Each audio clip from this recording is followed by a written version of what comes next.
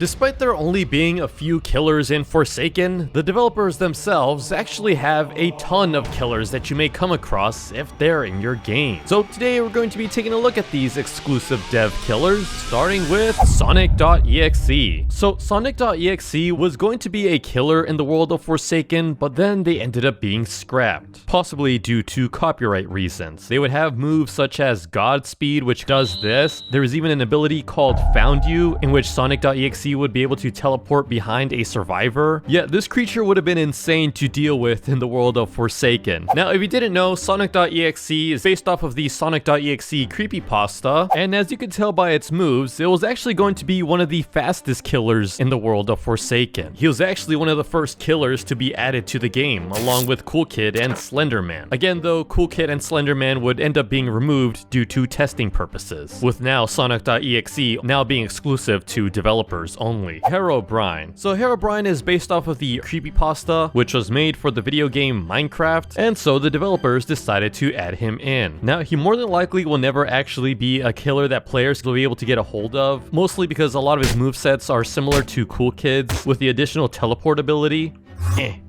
He's also able to throw a cobblestone here, and then he can also summon henchmen to go after his victim. No, yeah, they weren't kidding. This is exactly like Cool Kid. Jeff the Killer. So Jeff is another killer that originates from a creepypasta of the same name. Yeah, not gonna lie, it used to terrify me as a kid. Now, the thing with Jeff though is that he's actually going to be an upcoming killer. Now, his abilities are subject to change, of course, but right now he's got his slash abilities and an ability called Sweet Dreams, which makes it so that Jeff crouches and becomes undetectable for the duration of the ability. Yet, like, not even his chase theme will play out, so other survivors won't be able to hear him approaching. There is a chance that Jeff may actually be voice acted at some point, but as of right now, he's currently mute. GUBBY. So GUBBY is definitely one of the more popular dev killers. Yeah, this is a pretty interesting one. This killer was actually coded in less than 30 minutes, and the animations for it were all done within 1 hour. Now, as for what GUBBY is, it's actually a low poly rabbit which has the roundy head along with the mysterious face on it. Yet, funny enough, this killer was only added into the game because of this tweet here. I have a vision, new dev killer idea. And so that actually became a thing. GUBBY currently has 2 abilities, one called Bite,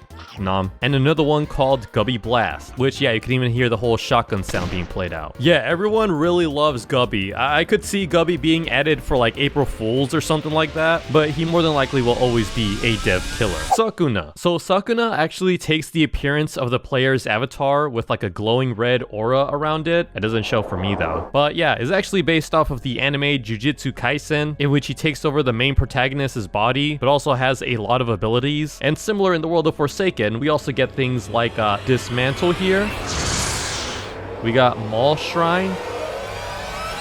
Pretend like this is really cool. Oh, okay. And Cleave.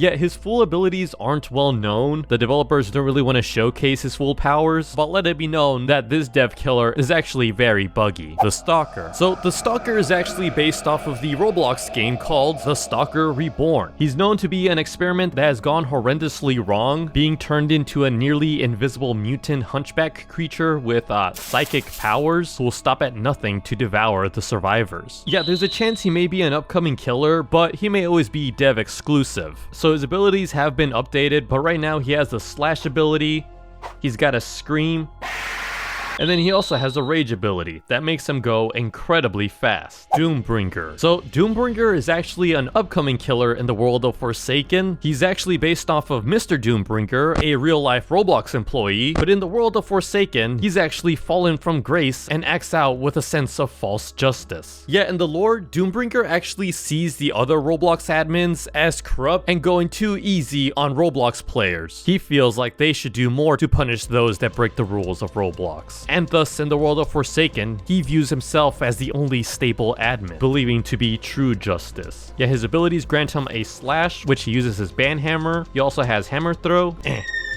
Then there's hammer slam.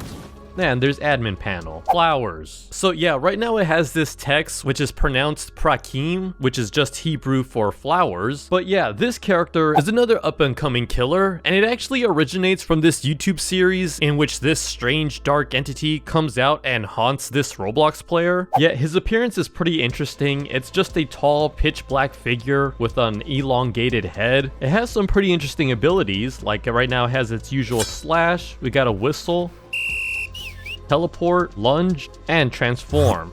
Now, as for its lore, it's known to not be a being or a person. It's typically referred to by it. It's said to have used to haunt the Roblox game Dodge the Teapot of Doom, where it would distort the game, and then followed by that, there would be cryptic text that says, "Do you hear the whistle? Cover the ears," and a horrifying imagery of the player's screen. Now, what's it actually doing in the world of Forsaken? We don't really know just yet, but we'll get more information upon closer to its release. Noli. So Noli is the new up-and-coming killer that is supposed to be the 5th killer in the world of Forsaken. And now, if you didn't know, Noli is actually based off of the Roblox myth of the same name. Now, in the world of Forsaken, Noli would actually be an exploiter that worked alongside 7n7, his friend and partner in crime. Together, the two would go around hacking all of Robloxia until one day, 7n7 would pressure Noli into taking the Void Star. Now, this Void Star was an item that was said to help Roblox admins patch backdoors, but when Noli obtained the item, it only corrupted him, fusing him into this half-corrupt monster. So Noli has some pretty interesting abilities. He's got the Prankster ability, which at the start of the round, he'll be able to spawn fake generators, which when a player completes it, it'll give him 1 hallucination stack. Noli also has a stab ability. He's got Void Rush. He's got Nova, in which he throws his Void Star, and then he's got Observant, which highlights all the generators, so he has an idea where the survivors may be. Honestly, he's going to be a pretty interesting killer. Zombie King. So Zombie King is both very tall and also very slow. I mean, he has the ability to run as well.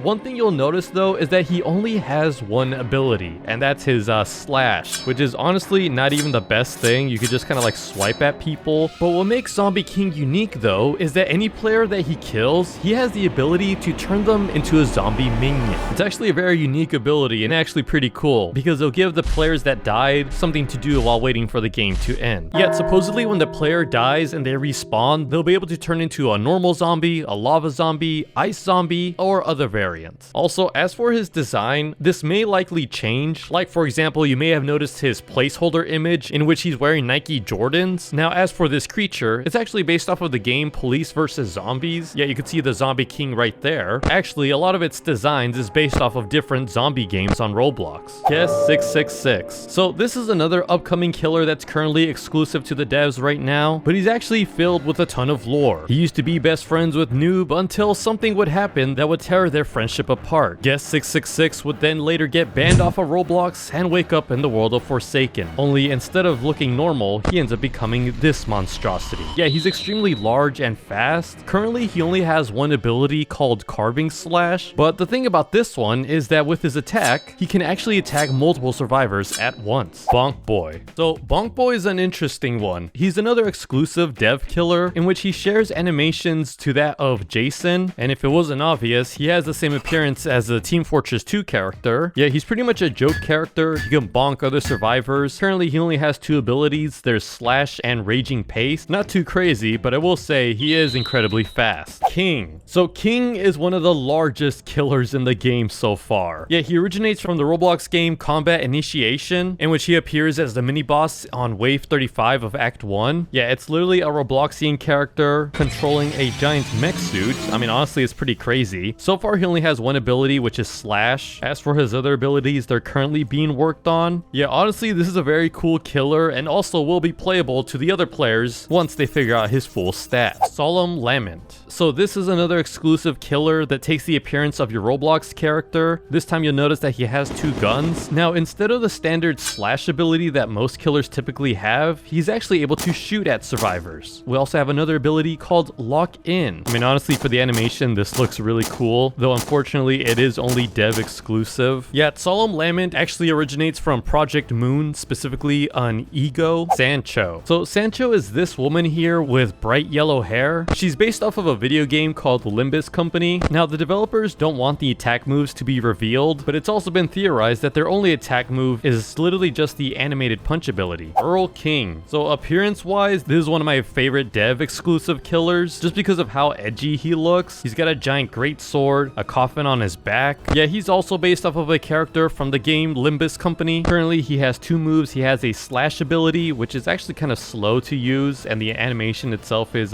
kind of broken. And then he has the Wild Hunt ability, which I think right now it's just kind of broken. Buster Brawler. So I'm not sure why it's showing this thing for me. I mean, it's not supposed to show this blue thing. I think it's just because I'm not loaded into the map. But yeah, Buster Brawler is supposed to be this karate looking dude with the abilities to throw a terrifying punch. He also has another move called Eagle Punch. Now, he is known to be insanely buggy, and his moves can actually cause him to fly out of the map. Honestly, I feel like this could be a really cool character, you know, once they fix up the bugs and all that. Also, for whatever reason, his profile picture shows Cool Kid, which again needs to be fixed up. Duke Aricia. So Duke Aricia is another interesting exclusive dev killer. He's actually the boss from the Roblox game Deep Woken, which by the way is an extremely difficult game. But yeah, a lot of his movesets are based off of that game. He's got the strong left ability, he's got Stomp, he's got Arrow Spear, and then he's got his regular attack ability. Honestly, his animations are pretty cool. Anyways, if you like this video, don't forget to subscribe. Goodbye.